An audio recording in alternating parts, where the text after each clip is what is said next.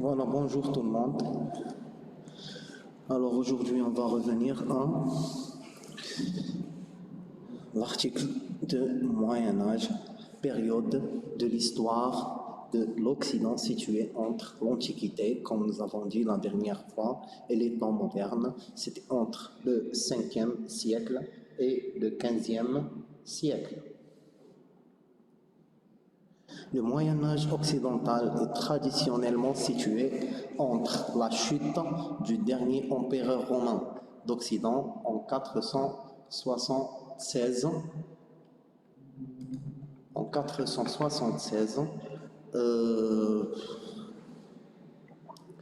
et la découverte de l'Amérique en 1492, même si ces deux dates sont arbitraires et restent discutables. La civilisation médiévale se définit par 4 caractéristiques majeures: le morcellement de l'autorité politique et le recul de la notion de l'État, une économie à dominante agricole, une société cloisonnée entre une noblesse militaire et possède la terre et une classe paysanne asservie. Enfin, c'était un système de pensée fondé sur la loi, sur la foi religieuse et défini par l'Église chrétienne. Maintenant, parlons du cadre chronologique. L'expression Moyen-Âge date du XVIIe siècle. Ce serait Christophe Kellner, professeur de l'histoire à l'université de Halle, qu'il aurait employé pour la première fois. C'était en 1688. La définition commode chronologiquement suggère ainsi que la période de 1000 ans archaïque et barbare qui a rompu avec les modèles classiques de l'Antiquité n'est que la tente obscure des prestiges de la Renaissance et des temps modernes. Cette longue période est pour la première fois réhabilitée au 19e siècle, mais dans une vision simpliste, l'ère gothique, campée de caricatures romantiques du chevalier toujours preux au cerf irrémédiable, attaché à la glèbe.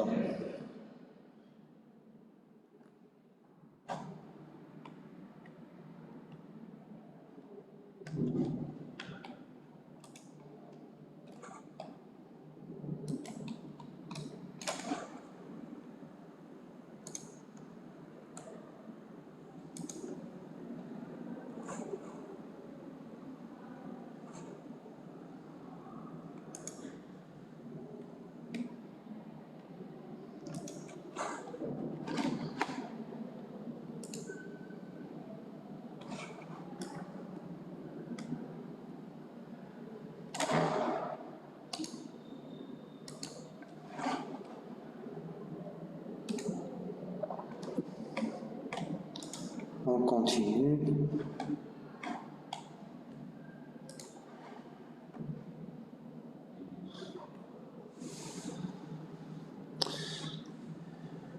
Et on continue. Voilà, nous avons dit du chevalier toujours preux au cerf irrémédiable et encore le langage commun n'est d'ailleurs toujours pas d'exemple des images conventionnelles d'un Moyen-Âge plus mythique que réel, encore synonyme de retour au limbe, de médiocre et d'inaccompli. Depuis les années 1930, les historiens s'attachent à rendre son identité à cette longue période de lente mutation au cours de laquelle une société complexe s'est épanouie en Occident en particulier les études minutieuses faites en France par l'école d'histoire des Indes, et notamment par Marc Bloch, Georges Duby et Lac Le Goff, ont permis de mettre fin à cette tradition d'idées fausses pour délimiter un cadre chronologique à ce long Moyen-Âge. On ne peut se référer à des dates politiques si 395 marque la fin de l'unité de l'Empire romain avec la séparation entre l'Empire d'Orient et l'Empire d'Occident. 476 voire la disparition du dernier empereur romain d'Occident à l'autre extrémité de la période, la prise de Constantinople par les Turcs ottomans en 1453 est surtout significative pour l'Orient. En Occident, on pourrait se référer à la mort du dernier roi médiéval, Louis.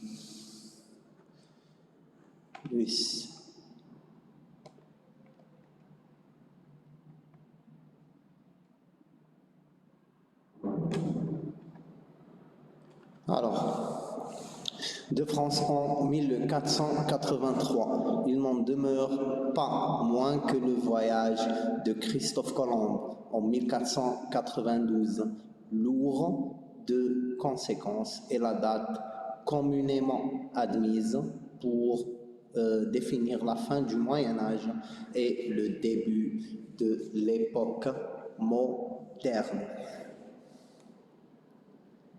Alors, la rupture avec les périodes qui encadrent le Moyen-Âge n'est donc pas aussi nette qu'on le laisse souvent entendre, et bien que les repères chronologiques soient indispensables, les évolutions se dessinent plus sûrement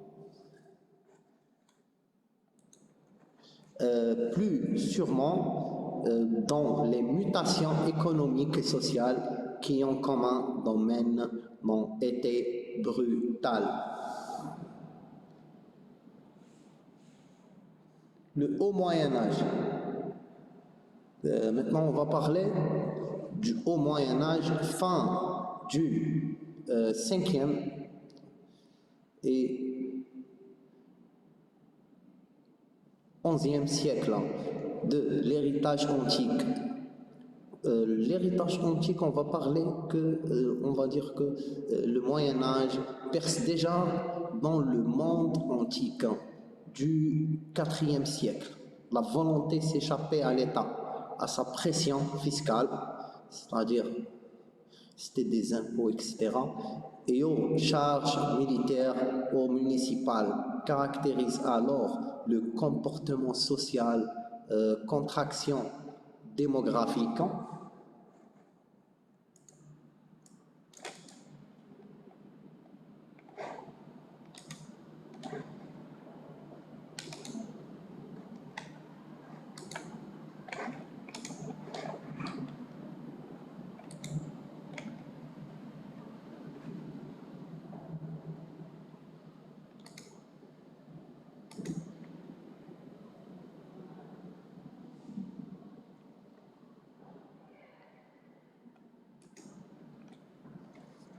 Voilà.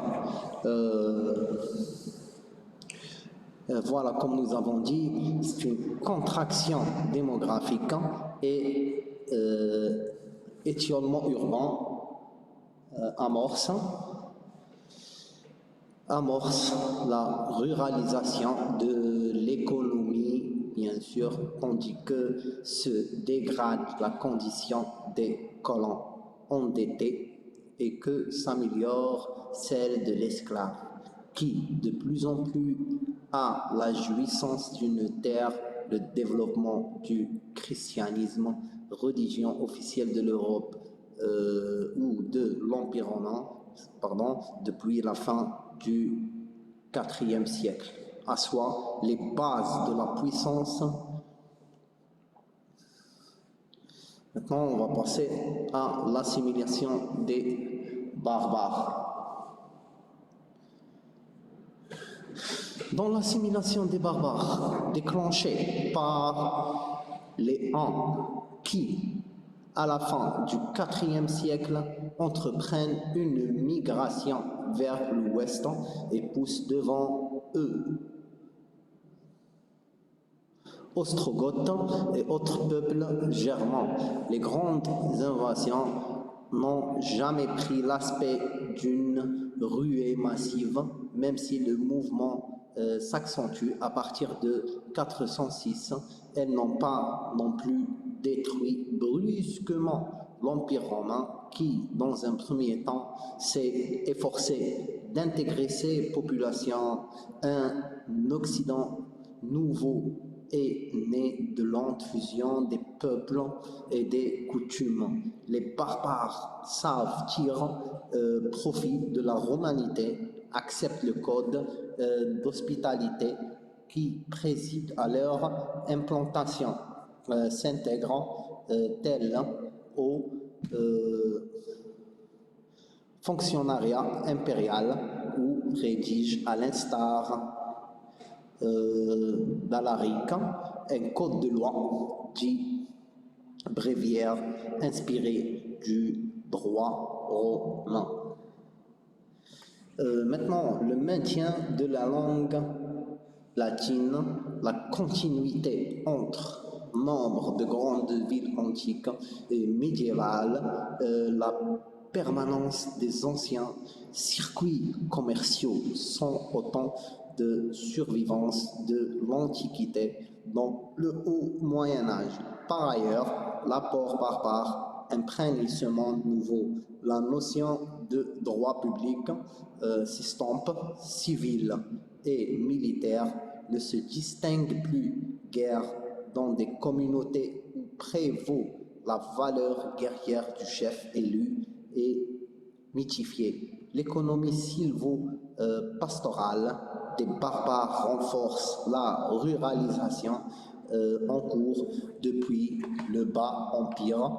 La fuite devant les responsabilités imposées par l'État se conjugue avec le repli des aristocraties sur leurs terres, refuge et fondement de leur pouvoir.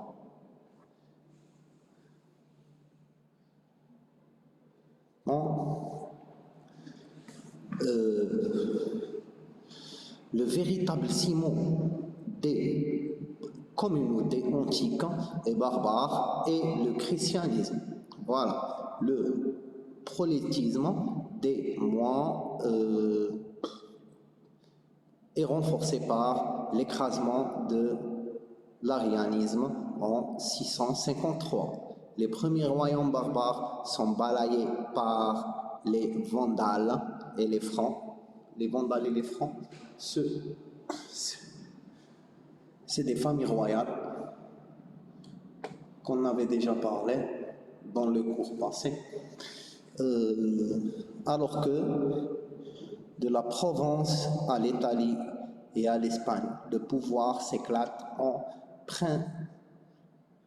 en principauté territoriale. Vandales et Francs constituent des royaumes centralisés. Celui des Francs doit en partie son succès au baptême de Clovis entre bien sûr 498 et 499, qui acquiert, outre la reconnaissance de l'empereur, le soutien du clergé et du pape, alors elle est religieuse, dont il devient le principal appui